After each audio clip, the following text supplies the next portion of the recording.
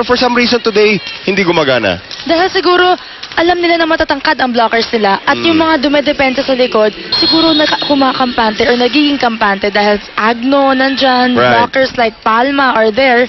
Well, natutulungan sila ng konti as Marciano gets a service error there. Again, yung mga simula ng FEU magaganda. 6-2, 4-1, magaganda simula nila. Hindi nila masustain sa bandang dulo.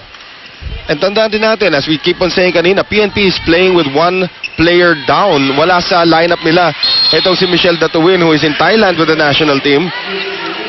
Pero this time, ano naman, yung simula na naman ng PNP. Yung PNP naman, simula nila medyo rocky. Tapos parang diesel na Hindi ko sinasabi kailangan uminit. Hindi ko sinasabi Rocky kasi nandiyan si Marciano. Rocky lang talaga. Here is Dave. Concepcion, running attack ngayon. Molina, pati si Agno nakamote ron. You cannot leave spikers Oo. na like Molina and Marciano na open block, Noel. Huli yung liko niya eh. Nagmumukhang dederecho sa babag na lumiko nag-running. Sneaky eh. Yep. Agno. Giselle C. Winona, hindi na itawid. And just like that, the 2-0 lead has disappeared.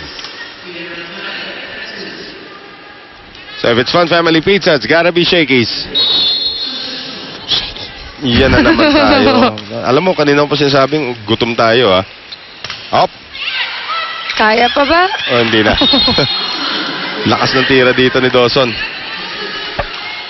So Dawson restores the lead to FEU. You want to see some kind of fight galing dito sa Lady Tama Yes. House.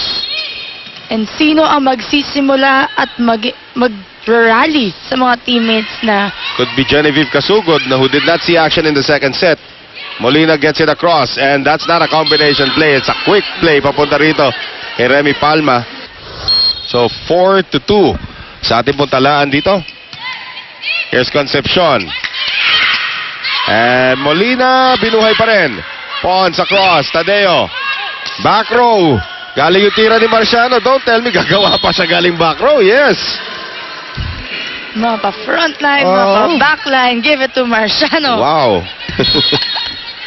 Molina. Agno. C. Palma. Yan na lang ang nagiging weapon nila.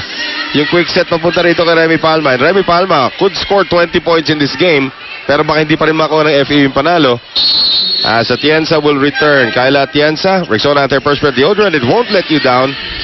Beach volleyball player of FEU replacing etong si Winona Bagang. Sa first and second set, Noel, nakita mo, bihira binibigyan si Palma ng bola. Although, she is one of the highest scorers of this game today. Right. Hindi pa rin ganun katiwala si Giselle C sa kanya dahil siguro sa tangkad ng blockers din niya. Well, Pons is the one na pinupuntahan parati ni Giselle C. Here's Sang Muang. Wala na naman depensa doon sa sahig. Itong FEU. And again, the block is late. Sang Muang is 6 feet tall. Yes. Kailangan nyo mag-commit sa kanya. Kailangan alam ni Remy kung saan pupunta yung bola. Right. Siguro dun pa siya kailangan i-train ng coaches ng FEU. Sang Muang, good serve. Giselle C. Hinayaan mo nang tapikin yon ni Marciano. Off the block. Labrador, itinawid. Pons keeps it alive. Giselle C. Nasa kabila ngayon, papunta rito kay Dawson. C. Ba't dinaan sa tapang yun, Marciano, off the block. Kept alive. Here is Palma. Mintis. Masyado na masikip dun, Masyado na nagkumpulan lahat sa Oo. gitna, Good idea, bad result. We are tied at 5.